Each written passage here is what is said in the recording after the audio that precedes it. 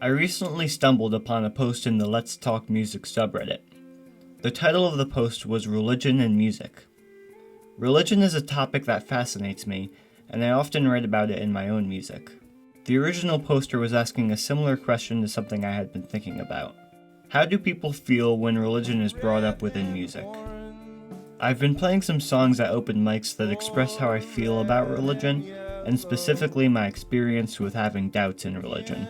My songs are never written in a hateful or judgmental way, but with it being such a personal topic, I wonder if people listening would rather it not be brought up at all. Now, this isn't the main topic of this video, but I'd be open to a friendly conversation in the comments. The main topic of this video is what I found in the replies. A very detailed reply about David Bazan's album titled Curse Your Branches.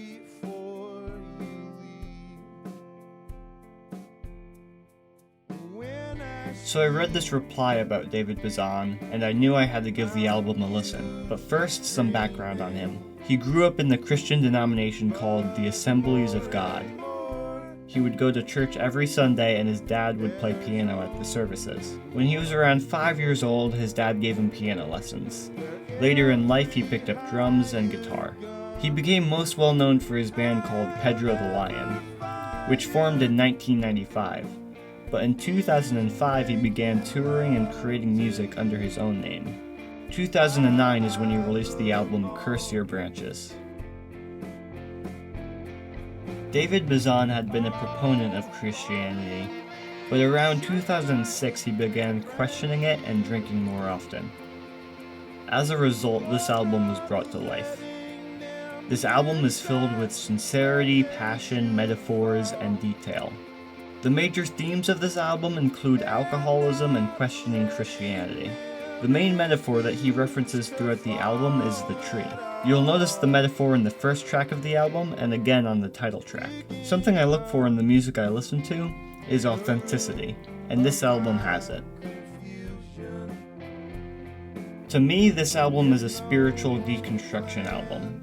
If you're wondering what I mean by spiritual deconstruction, I would define it as a process of unbiased research and reflection on the beliefs you may have grown up with.